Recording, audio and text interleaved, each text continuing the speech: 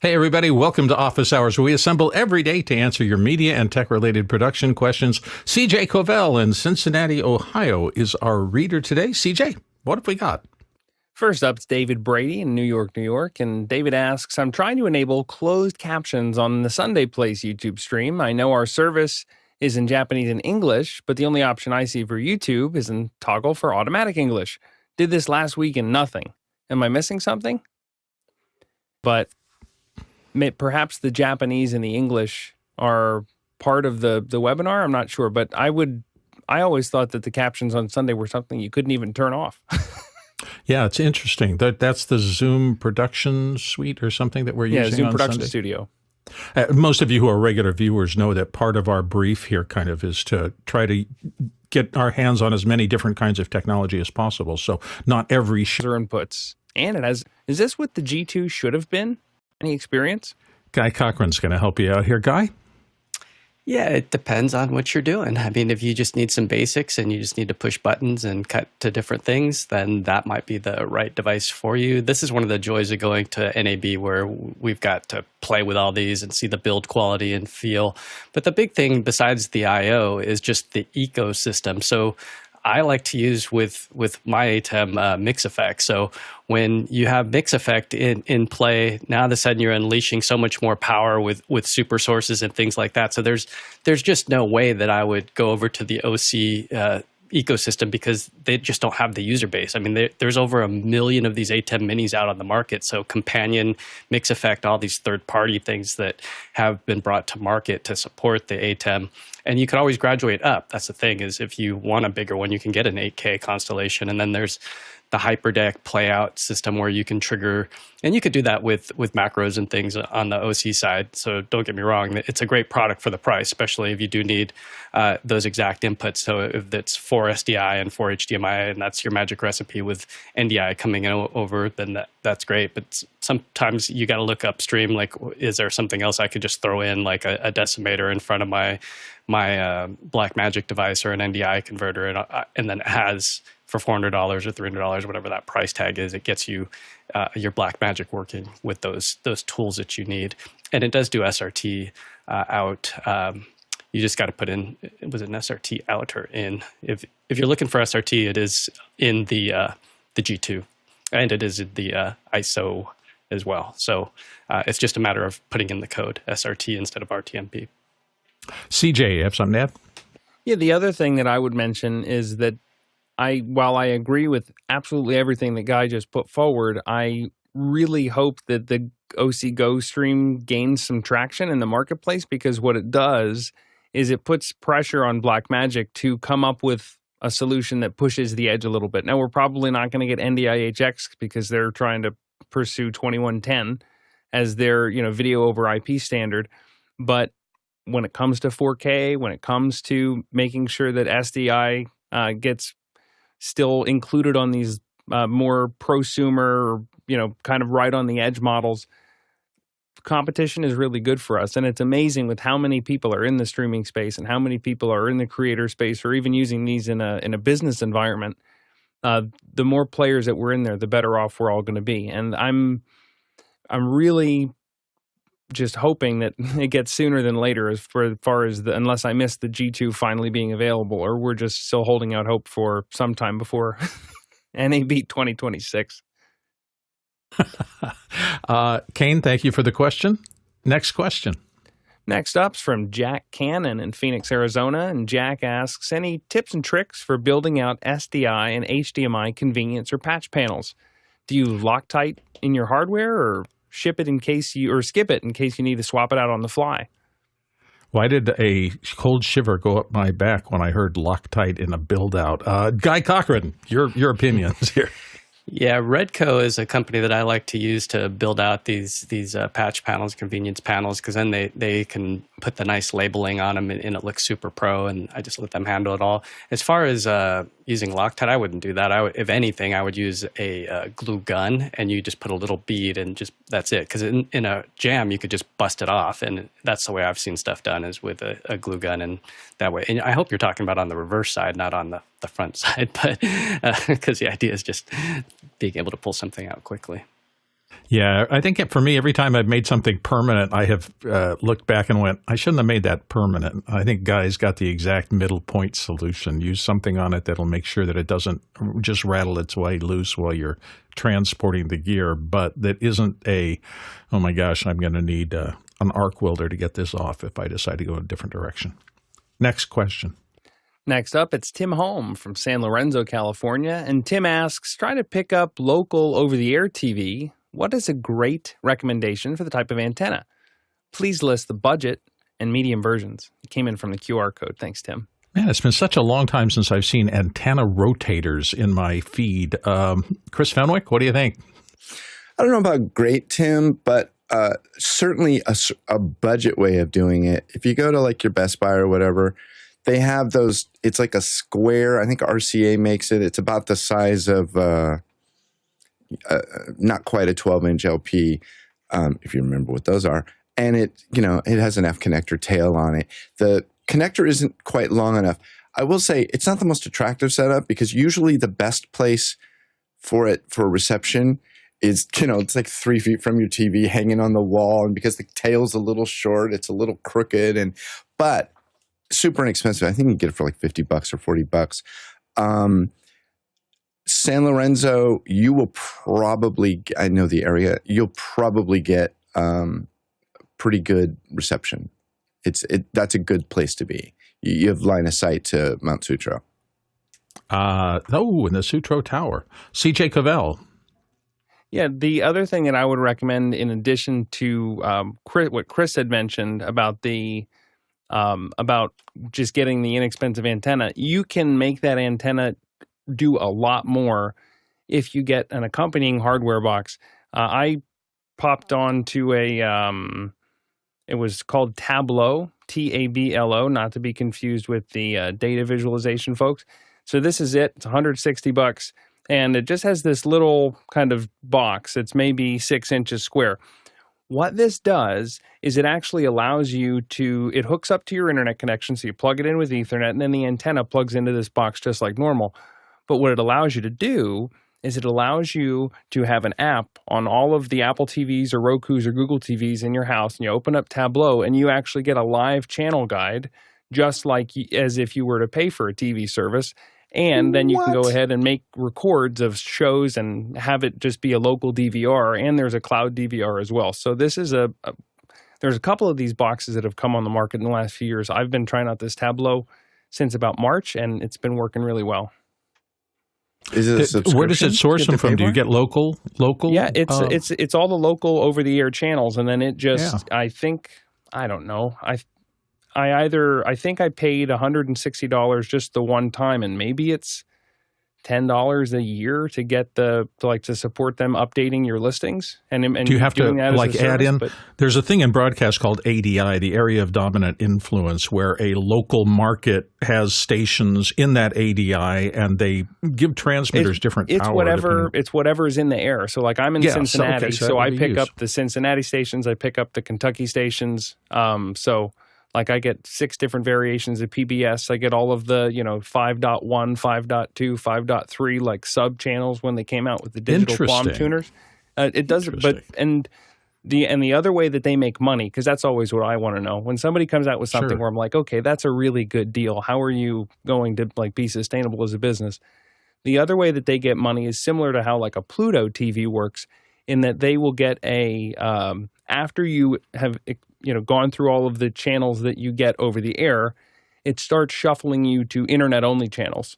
So, and very seamlessly, like without trying too hard, all of a sudden you'll find that you're watching a streaming channel when you were just flipping the channels over your antenna. And that's their other revenue stream, is that they're trying to push people towards internet TV. So long-term, I don't know how great of a business model it is, but for now, it's a great way to take whatever antenna you have and augment it to be something that is not just stuck to that one physical television. Interesting. Well, thank you for that. I wasn't aware that terrestrial broadcast had gotten that sophisticated, particularly with all those areas. They must have feeds coming in to be able to put them online. Yeah, nice. Next question. It's Kane Treble again in Mildura, Australia. And Kane asked, do you think live streaming is becoming more like traditional broadcast, or is it moving in a completely new creative direction? Guy Cochran, what's your opinion? I think the interactivity part of it, when you're in a YouTube live and you see all the chat going by and you know that you can change things or get your voice heard, especially with super chats and things like that. When I look at the top 10 that have been broadcasted, though, or not broadcasted, but streamed live, Apple's iPhone 12 launch event, 2019 Fortnite World Cup Finals, Felix Baumgart's Space Jump, SpaceX Crew Dragon launch. A lot of these you look at and you go, what channel would I even watch that on? You know, like if it wasn't on YouTube, where would I go find that? NBC, CBS, all the regulars. So I think YouTube's really changed the game as far as, you know, traditional print versus billboards. How do you advertise? And so we took a lot of the money that used to go to these big broadcasters and to print media. And now it's going to the Instagrams, the Facebooks, and you're able to smaller events that would have never been broadcasted before are now being broadcasted. Our friend Omar did some MMA events over the last couple of months, and those would have traditionally never been pushed anywhere. They just would have been IMAG locally to the screen, but because of his infrastructure, he's able to push those out to a pay-per-view event, and now people can watch it online as well. So it's changing the game, you know, but things that we would have never seen before are now being seen. So I think that's really the new direction, is interactivity, and things that would have never been broadcasted are being broadcasted. What a shift. Chris Fenwick. Yeah, I think what's interesting is that in video production, broadcasting, there's still a mystique, like, oh, what do you do? You know, like people think like that's cool. No, it's really kind of a high-paid, glamorous blue-collar job most of the time. But what really matters is the mindset of the person making the live stream. And I think that there's still a lot of people that look to broadcast as being the goal. Like, oh, well, we want to be broadcast quality. Well, maybe quality-wise, but people who want to be like TV are missing the mark. What they should really do is lean into what TV can't do. You know, like I find it funny when it's like, well, we're running out of time. We have to wrap up. Why? You running into a network feed? You know, are they going to cut you off for a station ID? Who cares if you go 6 to 63 minutes? You don't have to be 59:30. You know, just do what you can do. Do the interaction with the audience. Lean into what broadcast can't be. If you're trying to be like television, you're kind of like trying to be like a dinosaur, and it will be extinct soon. Yeah, it's interesting to me. It brings up the biggest thing I've had a challenge with in terms of my former, I don't work really for any of them anymore, advertising clients, and trying to figure out how to reach an audience. You know, it used to be we had all sorts of well-understood guidelines for assembling an audience for a regular show. Now, instead of your local 3, 5, 7 TV stations, which was when I was a kid, what we experience in most markets, to literally somebody on a computer can get to 500,000 sources. And so the whole game changes in that respect. And if you're a producer of content and you're trying to reach an audience, you have to figure out a whole different way to assemble that audience. And boy, it is a daunting question now. I've seen 10 or 12 initiatives from big companies trying to build what used to be the Nielsen and Arbitron systems of certifying that this many people were involved in eyeballs on this program. That's all out the window now. And we see what YouTube and the rest of the things do in terms of aggregating just how many clicks and things like that. But then immediately after they started doing that, people were out there trying to figure out how to spoof audiences and build fake audiences. And it's just been a complete change in how programming and the monetization of programming happens. I think it's potentially a very good thing. Potentially a lot of people will be able to see things they never would have before, but I'm not sure you're ever going to get that. The whole country's around a campfire experiencing the same thing the same way anymore, which has a lot of other ramifications. So it's fascinating. Thanks, Kane, for the question. Interesting to talk about as we all live through this incredible change in how media works. Next question. Next up from Stefan Fischer in Würzburg, Germany. And Stefan asks, what is the best way to get the good sound quality of our professional microphones into phone calls? Let's start with CJ Covell. CJ? Well, you can pipe your phone, your microphone into a phone call. If you make a call, for instance, I know at least on the Mac you can, and there's a way to do this on Windows as well, but on the Mac you can go into somebody's contact if you have an iPhone, or you can right-click on their contact and say, call this person using your phone. And then all of a sudden you'll hear it in whatever system that you're in. If I went on my Mac Mini right now and said, call Chris, it would start, the dial tone and everything, and then Chris would get my microphone. Now, here's the catch. If you're making a phone call, it's still going to go through the phone system. So it's still going to cut off all of your high end. It's still going to cut off all of your low end, and you're going to get that telephone kind of a sound. However, this is where, as you move on to tools like Zoom, or even again, if you're in the 6 colors world of Apple, the FaceTime audio, you get a tremendous amount more fidelity in that phone call. And I actually think it makes people sound closer. The only thing is the ringtones are different. And so people are always like, well, why are you calling me on FaceTime audio? And it's like, well, because I want to hear you, man. Guy Cochran. Yeah, traditionally in broadcast, these devices from somebody like JK Audio will give you the I/O that converts an XLR into a phone line. If you want the more modern day solution, there's Rode has the Rodecaster, and the Rodecaster allows you to add in a Bluetooth phone as a source. The other one is this little device that's a Bluetooth Audinate I/O adapter, and this way you can pair your phone to Dante, and now you can have in and out Dante, and that gives you all your beautiful sound quality of your nice radio mic, as we'll call them.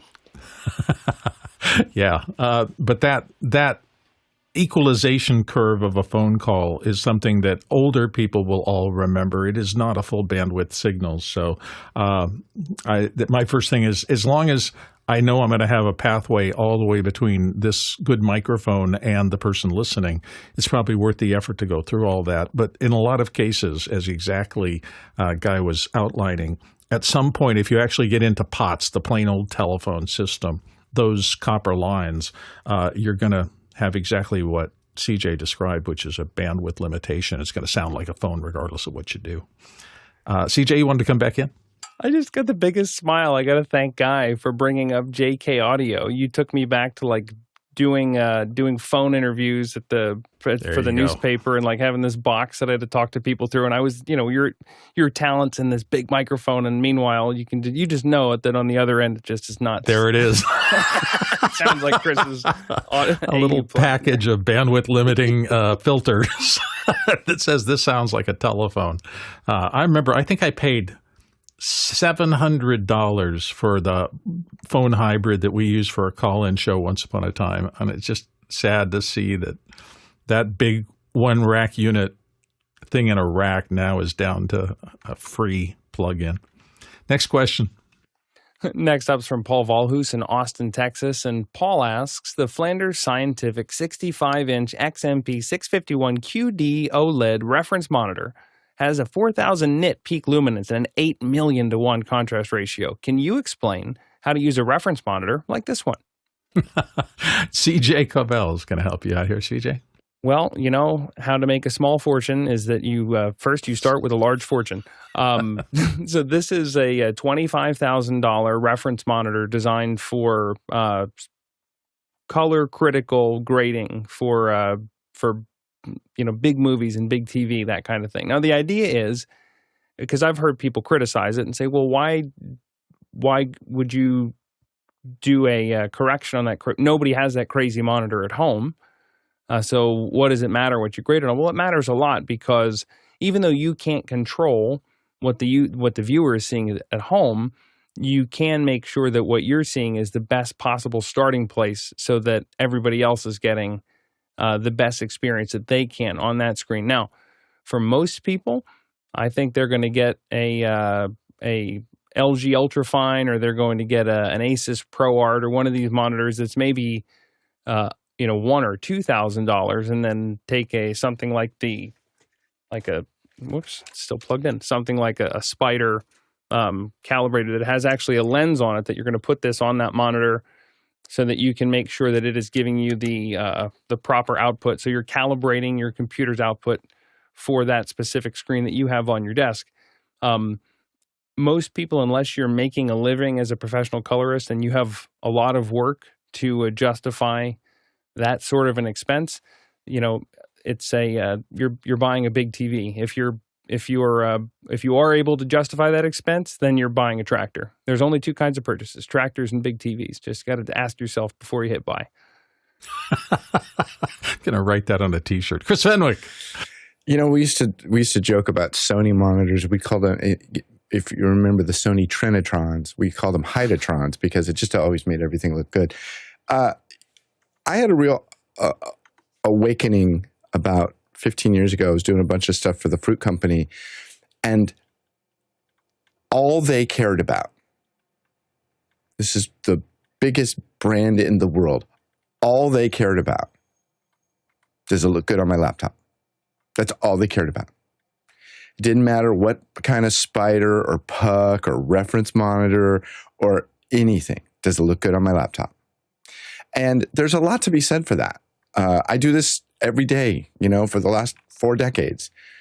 And you have to think about where your audience is. And I get that I don't understand. And Charles, you can give me a hard time about this later. I don't understand the need for reference monitors. And I do this all the time. I just don't get it. So be careful where you spend your money, but know where your audience is. And does it look good there? You used to not be able to know because NTSC never twice same color. But most people are looking at stuff on their laptop. Buy a Windows laptop, buy a Mac laptop, look at it and go, yeah, looks pretty good. Done. Next project. Yeah. I'm gonna argue in favor of the art directors here, and here's why. I've worked with a lot of art directors over time, and they're really persnickety about things like this. And the thing is, on a high-end production, if you're spending a lot, let's say something like the Wicked movies, right? You've got a gazillion dollars worth of talent around there on a set, and at one point, maybe the shot's panning across, and you've got the lead actress in a pink dress. I'm making this all up. I have no idea whether there's one of those in the actual movie. And they move and they stop and they do an action, and they're kind of in front of a similar to pink background. And at that point, somebody's going to make a decision. Wait a second. Do we have to change that background? Do we have to change the blocking? Do we have to go back and re-rehearse to get that pink dress away from that pink background? And the one thing you want to know when you're at that level working on that question is it really a problem? So any possibility that the tools you have on set are hiding or obscuring or not giving you an absolutely accurate reference to whether that's a problem or not is, I think, kind of unacceptable. So you're going to throw $30,000 at the monitor. Why? Because that represents 1 second of 10 top-tier actors, all with multi-million-dollar salaries and a director and the rest of the budget for there. You just want the answer and to move on. It's not for the real people in the world who are working at our level. I think these kind of specialized tools are for those people going, let's at least get the best information we can and make a decision right now as to whether we stop and do it over or we go on. My 2 cents. Good Guy Cochran, you wanted to get in on this. Yeah, when you see the picture quality of some of these, it's pretty astounding. So for high-level productions, it's a must because you're not going to have a theater a lot of the time. So this is about as close as you're going to get if you're doing stuff for Netflix or somebody and you're the final finisher, like our friend Charles Klein does all this Davinci colorist work. This is a tool that you need. You can rely on your scopes and you could see things on your waveforms and vector scopes, but having a client, behind you and you're playing it out on this massive 65-inch with perfect color, I mean, there's just something to it that if they're saying, can you make that a little more teal, a little more orange over here? And it's what you see is what you're going to get. We were on a show for TED Talks, and we had the 17 inches. And when I walked up to it, I couldn't believe the picture quality. I mean, we were using the new Fuji Duvo lenses on Sony Venice 1 cameras, and it was a multi-dyne back, and so fiber all the way to us, and it just it popped, and it was so crisp that I've never seen a video image that looked that good.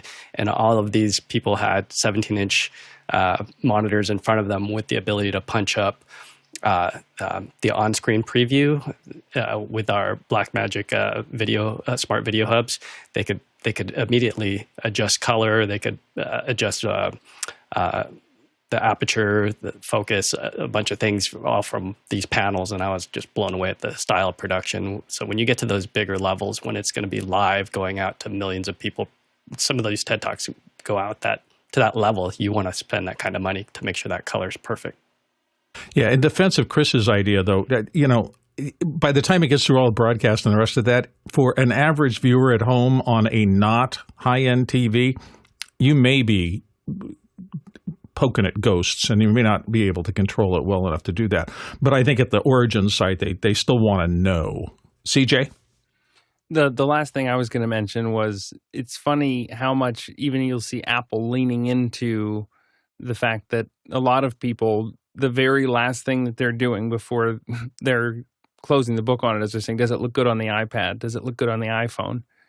And that's the M4 iPad with the OLED screen and whatever the color reproduction that they put into this last one. It's the nicest screen I have. I've got the Ultra Fines and a Pro Art and other things, but that is the best looking screen I have. It's funny when you look into the settings on these now, like in the bottom of the display settings, if you go under advanced, they actually have a reference mode that you can now enable, and then it'll say, okay, what did you measure? If you go into fine-tune calibration, it'll be, what did you measure in your room in terms of what is the white point of the light that's in your room for your reference, for your bias light, and what was the foot candles or the candles for per square meter, whatever that reading is.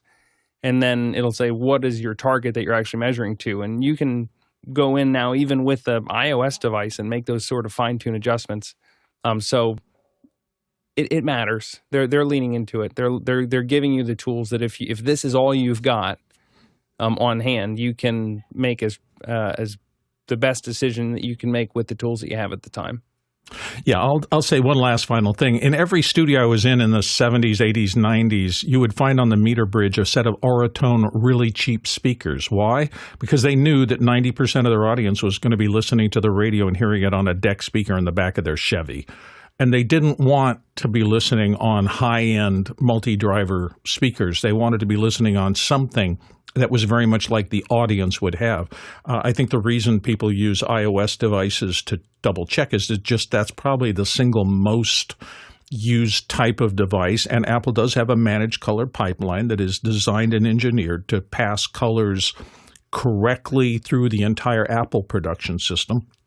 So they're doing the same thing that those Auratones did. This is what people will likely be watching this on: phones, tablets, not televisions. And so let's have a standard for that we can do our final check on. And it's not the best possible, but it's somebody who has a system that you can be sure of without all the old color tools we used to have with all the scopes and things like that at the end. Next question. Next up, it's Karen Addis from Melbourne, Australia. And Karen asks, I'm looking for, and this comes in from QR code, by the way. Karen asks, I'm looking for a recommendation for an external drive for a Mac Mini M4 to be used for Davinici Resolve libraries and media, at least 2 terabytes? An external, we've gotten to the point where storage has just changed so much in the last 10 years. I mean, it used to be spinning drives were the norm, and now everything is digital. Everything is small. The amount of storage now in thumb drives shocks me. Guy Cochran raised his hand, so Guy, dive into this. Yeah, no matter what you get, just make sure that you back up because the first thing about when I look at this question, I go, okay, somebody's probably going to say, all right, go get a 2 terabyte Envoy from OWC or a SanDisk or a LaCie or a Glyph or something like that. But then you just blew all your money on this super fast one drive where you probably could spend a little less and buy something that has some redundancy. So that way if that drive does go down, it's not taking out your entire production. So it's a good thing to ask on places like this. And hopefully when Jason Beisch is back on, he could give you some more pointed examples of what's in the OWC lineup. I just did a quick ChatGPT search for it. And, I have this SanDisk Extreme Portable and some of the other recommendations that ChatGPT came up with. I have 2 G-RAID spinning disk drives, but there's 8 drives inside of the bay. And so I could have 2 drives go down inside of that thing. And it's not as fast as what you'd get out of these Envoys, but I love the feeling of redundancy that I have spares ready to go just in case. So it all depends on your workflow. And then each one of those is backed up. So in my world, I'm not going to lose any data. So just really think of your workflow and what happens if a drive goes down. CJ. The other thing that I find myself looking at is I keep going back to the Blackmagic disk speed test app. So if you've got, if on the Mac, it's just an App Store app. And so I can go right in here and it's just running on my internal hard drive right now, but it's telling me what is the actual throughput that I'm getting from this drive. And then, what can I read and write at which codecs? And that's really what you need to think about is your pipeline. It's a big math problem, right? What throughput do you need in order to edit how many streams of what codec of video, and you want to have it to be responsive enough so that you can still be rendering and still be doing other stuff on that drive and not be, right up at the edge. And then, like I said, balance your need for that speed, like get the speed that you need plus maybe what does the next 3 or 4 years look like in terms of what sorts of productions do I think I'm going to be in? And then make sure that you're balancing that with, okay, how much space do I have? Because the other thing to remember with SSDs is that because of the way they have, I forget, there's a fancy word for it that's not coming to mind, but basically they want to have wear leveling so that certain sectors of that disk don't get wrote over again and again and again and again and again, because SSDs have the tendency to fail. Once that sector has been written X amount of times, it's just going to be gone. And so SSDs have this wear leveling where it'll go and it'll make sure that it's spreading out your data and it's fast enough that you don't have the defragmentation or data fragmentation problems that you used to on a spinning drive. Now, here's the trick. Once that drive gets to 50, 60, 75%, the drive is starting to bottleneck because it's needing to find the sectors that are kind of next in line for the wear. So as the drive starts to fill up, it's a 2 terabyte drive and you've just crested 1 terabyte. Now all of a sudden it's not able to get those same speeds that it used to because it can't find a sector to go find it. So beware of wear leveling and have more headroom from a storage space perspective if you're going to go SSD. Chris Fenwick. Karen, a sentence that nobody in the history of forever has ever said is, my hard drive is way too fast. You should literally just buy the fastest drive you can afford and maybe spend an extra 10 or 20%. Just buy the fastest drive you can afford. Nobody ever bought a drive that was too fast. Nobody ever bought too much RAM. Go for broke. You'll use it. Don't forget, we're always taking your questions. That's what runs this show. So if you'd like to get into the system, I'm going to suggest you go to officehours.global/join. Once you do that, that'll take you into kind of the system. We'll send you an email within a day or two. And once you've done that, you can ask, vote on, and discuss the show's questions. There is a whole community that sits on the outside of our show that talks about the show every day. A lot of great people there and a lot of really, really useful information passes in the chat along with what you hear in the show. So it's a great way to add on. That's officehours.global/join to get into the system. Next question. Next up, it's Brian Taylor in Washington, D.C. And Brian asks, when shooting 4K for a 2K talking head edit, what are some best practices? In essence, using a 2K viewfinder overlay, shooting wide enough to maintain proper headroom for cut-ins, and leaving the shot wide, or letting the shot roll for the duration, etc. Chris Fenwick is going to help you out here as a longtime editor. He's seen it all. I wish I hadn't. So Brian, there's a lot of stuff I wish I hadn't seen. It's a good question because quite often what people want to do when they oversample, I'm going to call it oversampling. You shoot 4K for 2K, is you say, well, I want to be able to bite in. So the common mistake that people do is they shoot too wide. So now you have to bite in to get the shot that you want, the head that you want. The other thing that you might want to be able to take advantage of, if you shoot a little bit wide, is you can push somebody to one side or the other so you can put a graphic over their shoulder, okay?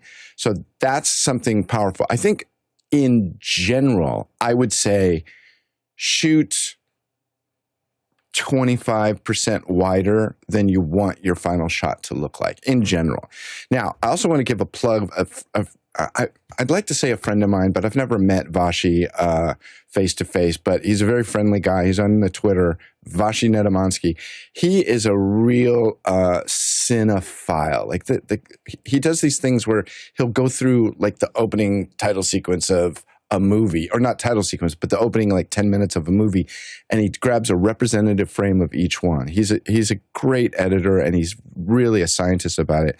But recently he posted this video clip where somebody had taken and scanned The Shining, but they showed every pixel that Kubrick actually shot, okay? He didn't actually, this is not what the theatrical release looked like, because they cropped it for the appropriate aspect ratio. On television, it was 4:3, and it's been cut, and reframed multiple ways. But it's super interesting to look at, and try and imagine what it would be like to be, Kubrick sitting there looking at this and envisioning where he's going to go with it. But he has the ability to reframe a little bit. This was a very interesting shot pre-Steadicam. And they had this huge rig to make that happen. And then there's the scenes of him out in the, if you remember the scene out here. But very interesting. So, and it's super common that you're going to shoot for post, but my recommendation is usually about 25% wider than you want your headshot to be. You can always push in on it, and being able to reframe side to side can be really clutch. Yeah, it is a challenge, I will say that. We're in the era where you don't really know what the target is, because more and more there's so many eyeballs on vertical formats.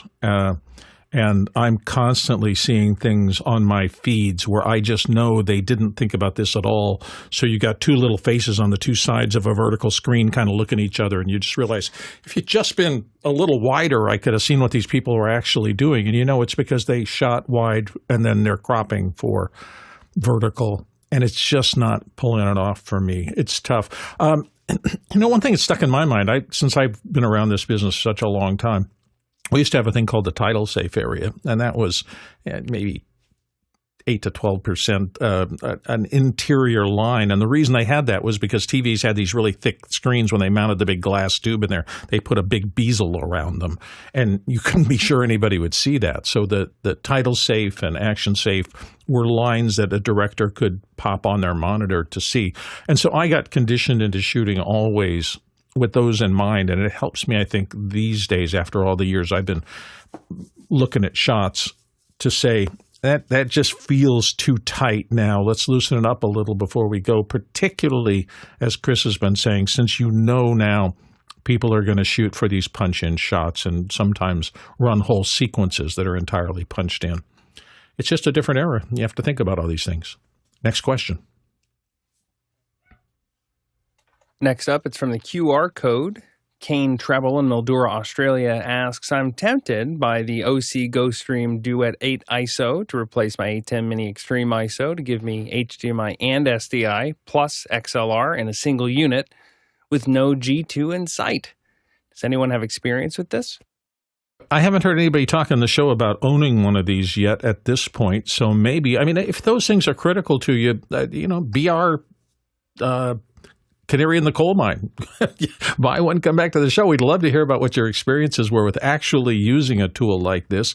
There's a constant rev of equipment trying to meet the audience's needs, and I think we're going to find out is if there are a number of people who want those features you just mentioned, and they are at the top of their priority list, people will try it out. Then you'll get the real back-end data of, is it robust? Does it last? Is there anything difficult in terms of the software or programming that you have to work around? Those things you just don't know until you get out in the field and use these things. CJ, you got some thoughts?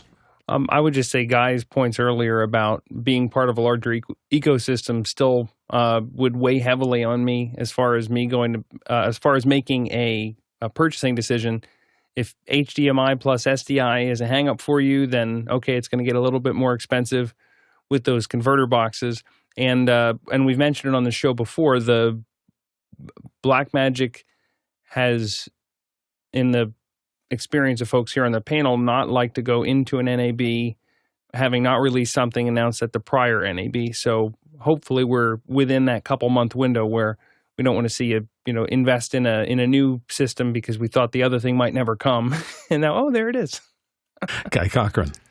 Yeah, and I can't stress it enough to look at what others do with Companion and Blackmagic ATEMs, because there is a lot of power in macros. So study up on some YouTube videos before jumping over to the OSEE side, because you're just not going to get that kind of firepower in an OSEE. Again, if you're just doing a simple show, or especially with volunteers operating it, well, even for a volunteer, Stream Deck still with an ATEM just rocks. So, I mean, it depends on your show and how you want it to flow.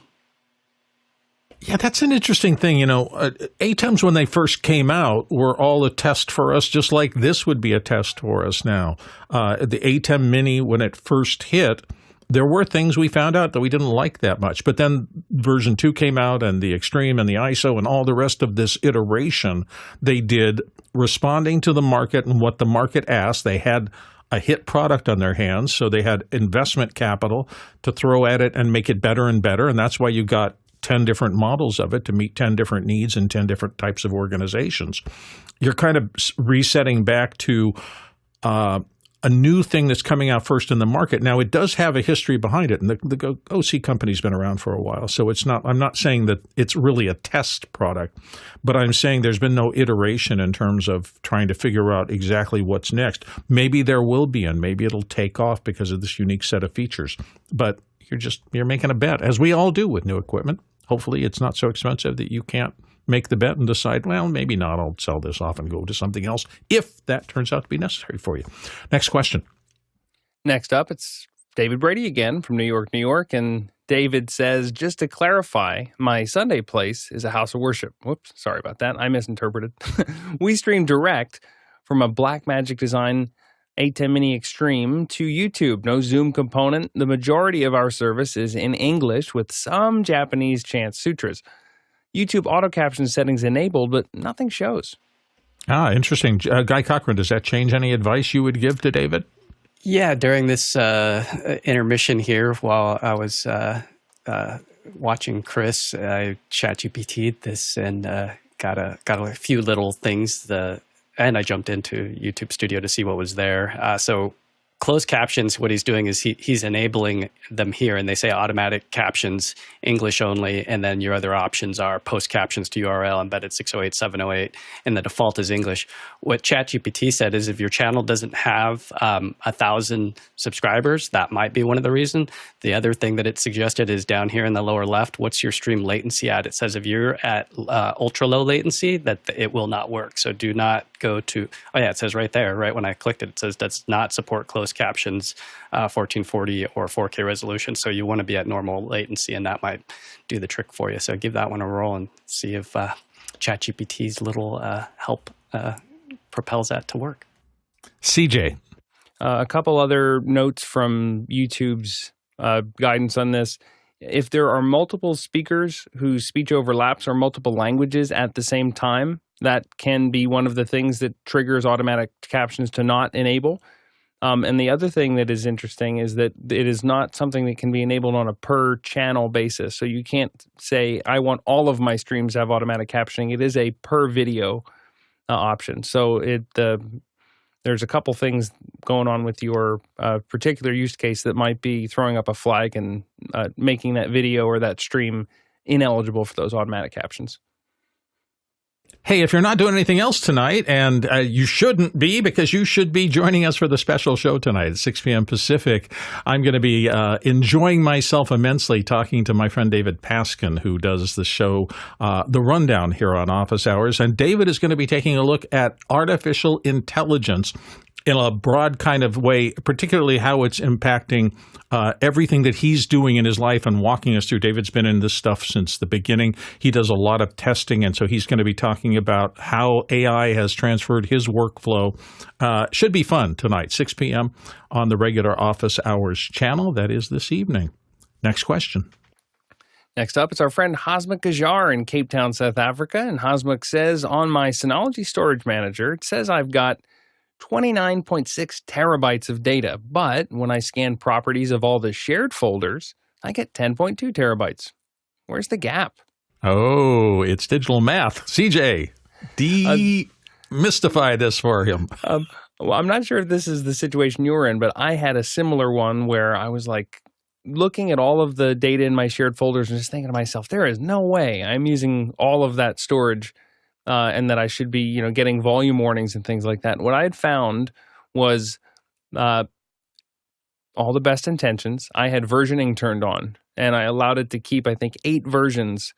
And then in addition to that, I had it syncing with a Dropbox and a OneDrive and a Google Drive, making a local copy of all of the things that I had on the cloud. And the way that those cloud services were tagging the metadata that I had of all the files that I was syncing was causing it to think that it was an updated version of that file. So I would end up with, 8 different versions of all of my storage, of all of my files, and a lot of them are large video files. And so all of a sudden it starts to compound. So I would go into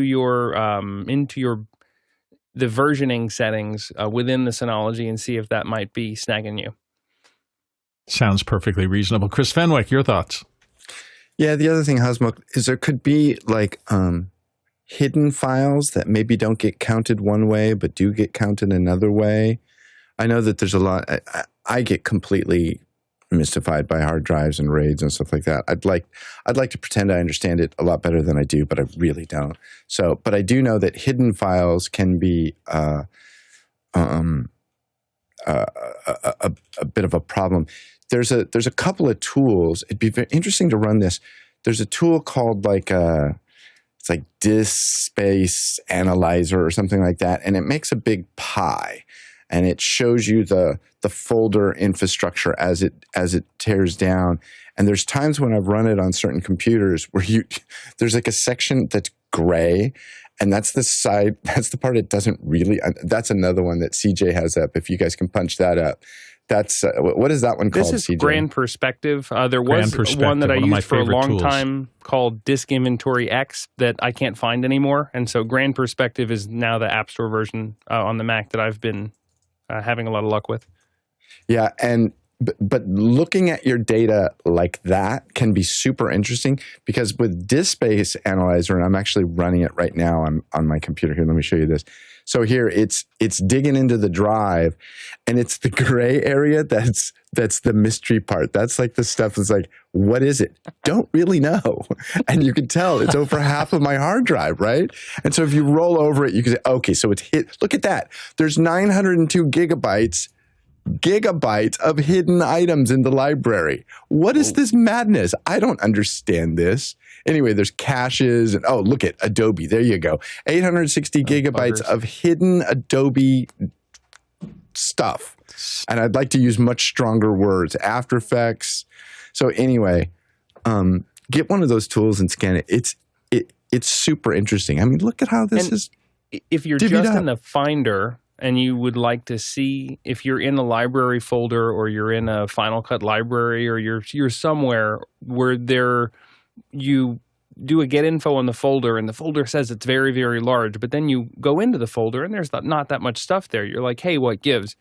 On the Mac, in the Finder, Command-Shift-period will toggle hidden items on and off, and you can actually see it right there in the Finder as just a quick look.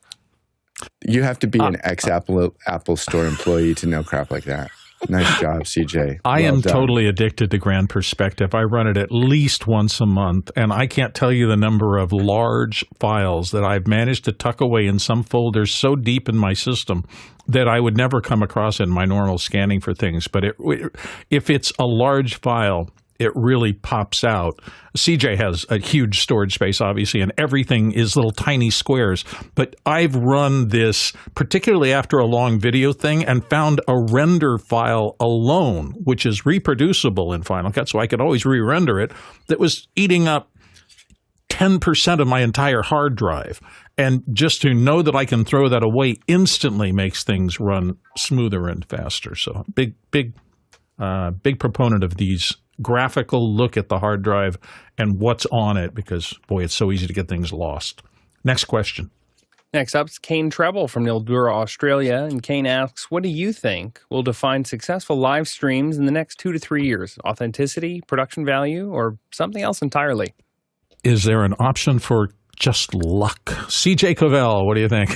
I think production value, while really good, is not going to save you if your content is if you have something that doesn't come across as genuine or authentic. I think especially in the age of all of the generated content that's out there now that didn't have as large of a human hand in it, we're sensitive to that, and it doesn't feel good. And so we'll watch. I think as a general audience, we'll watch a lot of content that's not the most polished in the world, if we identify with what's being said and how it's being presented and things like that. And then, the production value often for those channels comes later. But there's kind of an inflection point where the stuff gets too polished, and then people say, "Oh, well, they've lost something because they've lost the trueness or the human quality to it." Edge. I think authenticity is huge. Chris Fenwick? Yeah, we touched on this a little bit earlier about wanting to be like broadcasts, and I think the thing that will make live streaming successful is interactivity with the audience and authenticity. I think it's pretty apparent that people will watch stuff that is bad quality if the content excels. Yes, Alex, I know what you're saying, because whatever. There's an intangible aspect that quality brings to something. That's why you want to use a better mic and camera, blah blah blah blah. Yes, but the content has to be there. Bill, I know you don't realize this, but there's a whole backstage interactive chat room where we critique your hosting abilities while you're during the show. And you said something a little while earlier. This was brought up. This was brought up. It says, "Excuse me while I hurl." No, it's not all bad, Bill. So you said regarding something earlier. You said, "Come on, bring it." You said it's a different era. I can't remember exactly what the topic was, and it's an interest. The observation is that it's a different era implies that the past era even matters in this era. Because really, the only thing that matters today is now. We build on the past, but there comes a time when you get to close the door on the past. And now we can focus on now. And maybe that is vertical video. And maybe that is, any number of things that are different than they were when, you and I started doing this stuff. Mm-hmm. Yes, it is different. But to even call it out as a different era means that the past matters. And it really doesn't. Because the people that are watching today care about now, they care about today, and many of them are so young they'll never understand what Genlock is. No, I do understand that, and I can sympathize with feeling about that, and I agree with you in large part. I will say, though, that the other part of it, I mean, at heart, we often hear all that matters is storytelling, that since humans crawled out of the ooze, if you can really tell a good, compelling story, you can tell it in 27 different formats, and nobody's going to really care. In fact, the quality can be iffy or fabulous. But the story still has to be there. And we've all seen movies where they've spent $100 million, but the story is garbage and nobody ever wanted to see it. And it was a tremendous disaster. I resonate with that, but I'm also reminded of how popular podcasts are now. And that to me has been a surprise. I didn't pay much attention to them. And I still don't, to be honest with you. I'm more in the audiobook side of things because I'm always looking for longer content. And these serialized things seem to be for people who commute and things like that. And maybe I'm just wrong about the whole thing. But my point is that podcasts didn't exist in the form that they do now 5 years ago. So how could you prepare yourself? How did you know that that was going to be a very popular way for people to spend their time until it develops and becomes what it is? And what have they supplanted? Well, certainly serialized radio, because that's gone now. And there's other kinds of short form serialized content that we don't see anymore. Nobody's doing Saturday morning cartoons anymore. And all of these things have been disrupted by the technology around them into people having to morph to different things. The whole thing is beyond me. I just hope that we can still find audiences in this swirling cloud of way too many options for each second of our time now. CJ, I'm tossing it to you. Yes, and Robert Linkram in the chat put in, I think, the best note, and that polished is important most of all when it comes to audio levels. There can be a lot of things wrong with video that people will watch, but if it's really tough to listen to, that's going to chase people away. So with all of the podcasts or whatever we want to call them that are now so popular, and it seems like everybody's got something to talk about. The common thread is the ones that are the most popular are the ones that sound the best. So invest in your audio. Yeah. I don't think anybody here who's been in the business for a long time will ever diminish the power of audio to make a difference in consumability. Next question. Let's see if we can get another one in. Yeah, Jack Cannon from Phoenix, Arizona, USA. Jack asks, what's your favorite way to remotely control the Ronin RS4 Pro? Guy Cochran has an answer for you. Well, if you want to go favorite, then $8,000 for the DJI Master Wheels, and you pair this with the DJI transmission. Oh, look at that. That's a lust-worthy object. You can also use the grips as well. So, yeah, you're looking at about $10,000. So that middle things that we talked about last week is probably looking a little for $500 for the little controller. It might be in your near future. And I believe you can control 50% of a nuclear submarine with that particular add-on. It's amazing. That's going to do it for today. Thank you all so much. Hey, there are a lot of questions in the queue. Remember that if you ask them on the QR code system, they will persist and they will come back tomorrow. If you ask them to the regular system, they'll be sent back into your notes. So if you want to bring them back forward for tomorrow, regardless, thank all of you for being here today. Thank you to the people who asked the questions, our producers, those of you watching the show who, without you, we just don't have a show. And we appreciate great questions today. It was fun to talk through them all. To our next constituency, which is the faces that you still see on the panel, though I think Chris is ducked out for some reason. And usually when I say this, they cut to that. So if you see a blank square, there it is. There, Chris is back now, or at least the corner of his head. Anyway, for the panelists who show up and put ourselves on the line to try to answer questions as best we can, thank you to all of you panelists through the course of this show. Learned so much from all of you. And our last constituency, never the least, the people behind the scenes, our back room button pushers and audio level checkers and hundreds of other tasks like this special show tonight. There's been a team meeting for literally months and months, working out how to bring special guests in, how to get them ready for it, and how to present more content for you from people who know things that we don't touch on in the regular show. So I'm going to do another promo for tonight because I like David Paskin just a lot. He's a fascinating person to talk to, so I'll be talking to him tonight on the special show for this Tuesday. Anyway, thank you all. Our Talk Traversal today, if you had been looking to get this content and wanted to travel around to all these experts, you would have traveled 64,000 miles. That's 102,000 kilometers, 503 million bananas for scale. Thank you for being a part of the Office Hours family. We'll see you tomorrow. Within 5 seconds. That's impressive. Oh. You were timing me? I didn't. Gonna have to tighten wait. it up. We're gonna dock your pay. Chris told me it doesn't matter anymore. He tells me I never have to worry about time. There is no such thing as an end.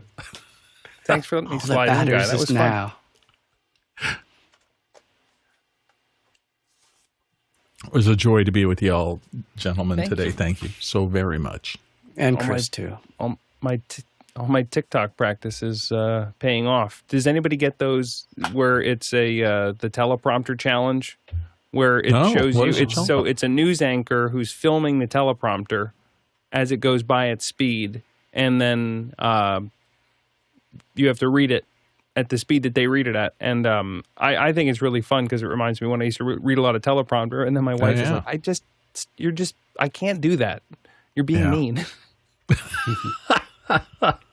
Oh, you know what was the hardest thing for me was when I first went on IFB and people were talking to me constantly through a show on IFB. That to me just shut my brain down for a little while it's a until muscle. I finally hit the rhythm for it. Oh my God, that was hard. We had this terrible graphic system. It was like the Panasonic like 460 something. It was this whatever SD switcher, but we had to use this program on Windows XP called MX Navi.